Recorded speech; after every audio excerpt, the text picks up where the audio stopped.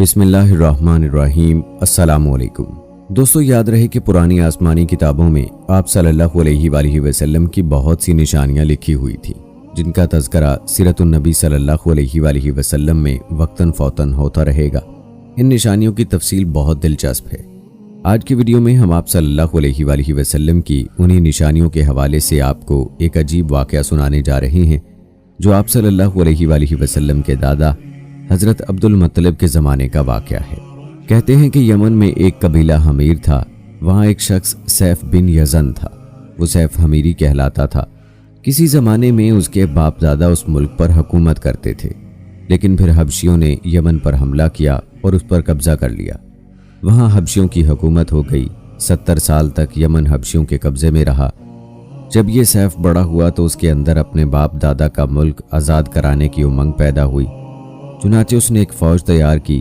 اس فوج کے ذریعے حبشیوں پر حملہ کیا اور انہیں یمن سے بھگا دیا۔ اس طرح وہ باپ دادا کے ملک کو آزاد کرانے میں کامیاب ہو گیا، وہاں کا بادشاہ بن گیا۔ یہ یمن عرب کا علاقہ تھا۔ جب اس پر حبشیوں نے قبضہ کیا تو عربوں کو بہت افسوس ہوا۔ 70 سال بعد جب یمن کے لوگوں نے حبشیوں کو نکال باہر کیا تو عربوں کو بہت خوشی ہوئی۔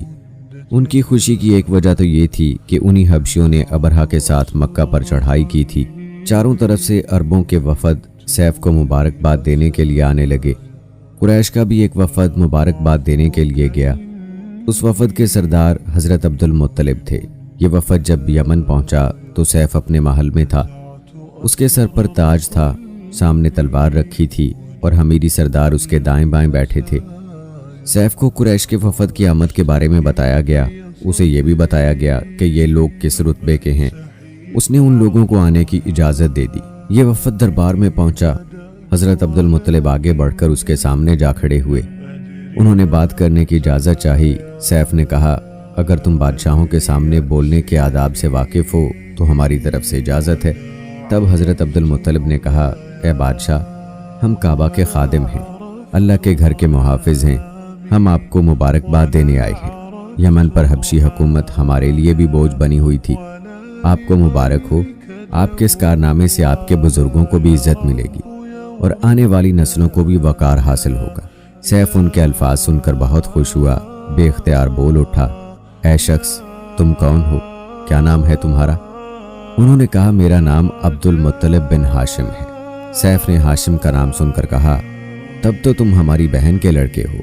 حضرت عبد المطلب کی والدہ مدینے کے قبیلے خزرج کی تھیں اور خزرج کا قبیلہ دراصل یمن کا تھا۔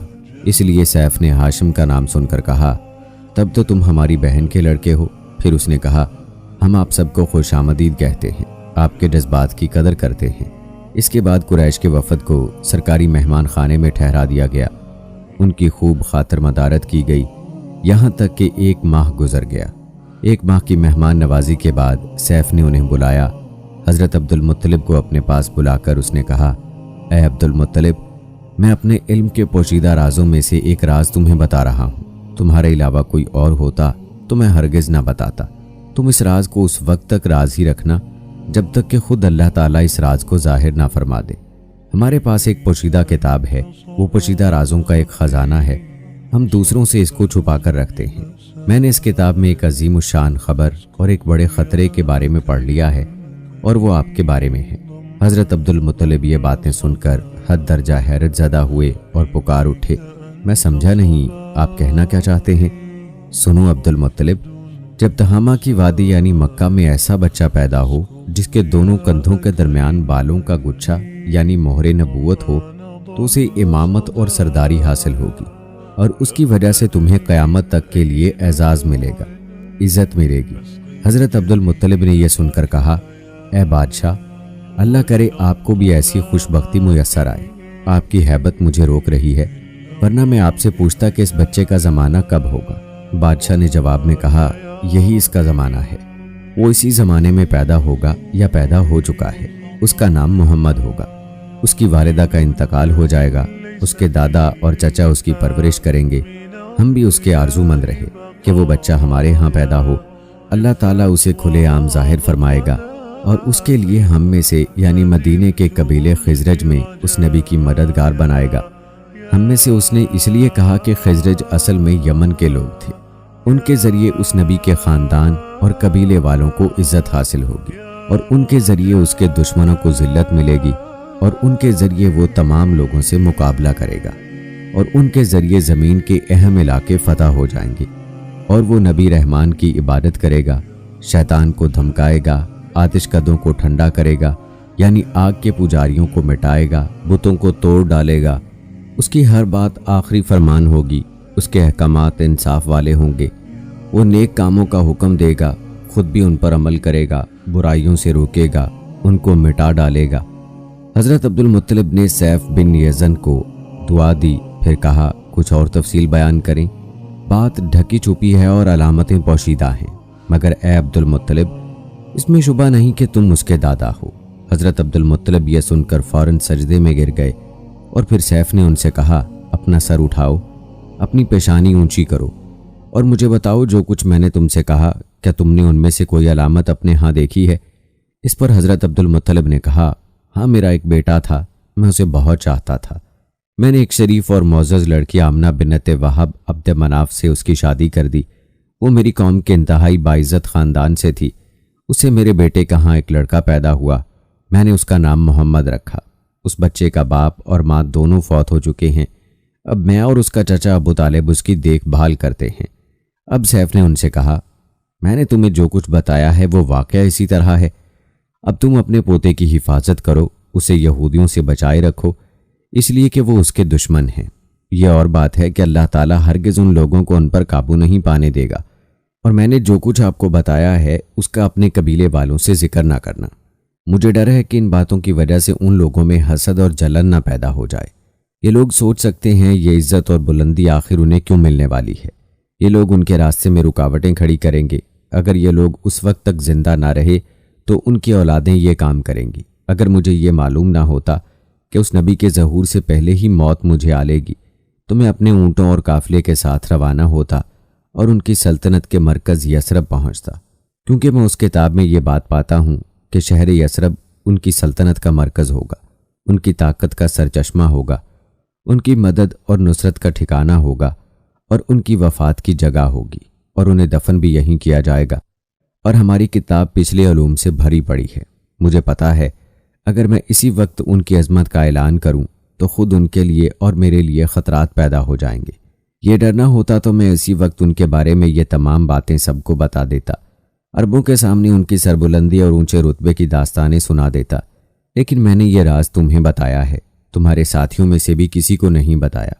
اس کے بعد اس نے حضرت عبد المطلب کے ساتھیوں کو بلایا، ان میں سے ہر ایک کو 10 حبشی غلام، 10 حبشی باندیاں اور دھاری دار یمنی چادریں، بڑی مقدار میں سونا چاندی، 100 اونٹ اور عنبر کے بھرے ڈبے دیے، پھر حضرت عبد المطلب کو اس سے 10 گنا زیادہ دیا اور بولا سال گزرنے پر میرے پاس ان کی خبر لے کر آنا اور ان کے حالات بتانا۔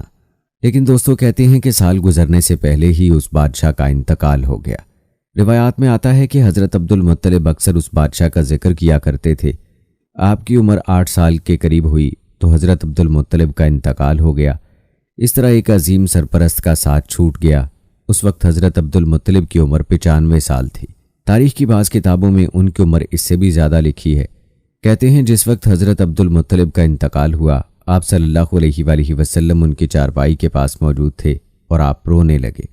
روایات کے مطابق حضرت عبد المطلب کو عجون کے مقام پر ان کے دادا قصا کے پاس دفن کیا گیا۔ مرنے سے پہلے انہوں نے نبی کریم صلی اللہ علیہ وآلہ وسلم کو اپنے بیٹے ابو طالب کے حوالے کیا۔ اب ابو طالب آپ کے نگران ہوئے، انہیں بھی آپ سے بے تحاشا محبت ہو گئی۔ ان کے بھائی عباس اور زبیر بھی آپ کا بہت خیال رکھتے تھے۔ پھر زبیر بھی انتقال کر گئے تو آپ کی نگرانی آپ کے چچا ابو طالب ہی کرتے رہے۔ پہلے دوستوں کہتے ہیں کہ حضرت ابو طالب کو بھی آپ صلی اللہ علیہ وآلہ وسلم سے انتہائی محبت تھی اور آپ صلی اللہ علیہ وآلہ وسلم کا آپ بہت خیال فرماتے تھے۔ نبی کریم صلی اللہ علیہ وآلہ وسلم کے ساتھ حضرت ابو طالب کی محبت کا تذکرہ انشاءاللہ ہم اپنی آئندہ آنے والی ویڈیوز میں کریں گے، لہٰذا آپ سے گزارش ہے کہ ہماری اگلی ویڈیوز بھی آپ ضرور دیکھیے گا۔ دوستو آپ کو حضرت عبد المطلب کے بارے میں بتاتے چلیں کہ حضرت عبد المطلب ابن ہاشم ابن عبد مناف رسول اللہ صلی اللہ علیہ وآلہ وسلم کے دادا، قبیلہ قریش کی بڑی شخصیت اور شہر مکہ کے بزرگوں میں سے تھے۔ روایات کے مطابق حضرت عبد المطلب یثرب میں پیدا ہوئے اور 7 سال کی عمر میں مکہ میں تشریف لائے اور وہاں پر سرور و آقا قرار پائے۔ حضرت عبد المطلب قبیلہ قریش میں سے تھے اور حضرت ہاشم کے بیٹے تھے جن سے بنی ہاشم منسوب ہیں۔ آپ کا نسب حضرت ابراہیم علیہ السلام تک پہنچتا ہے۔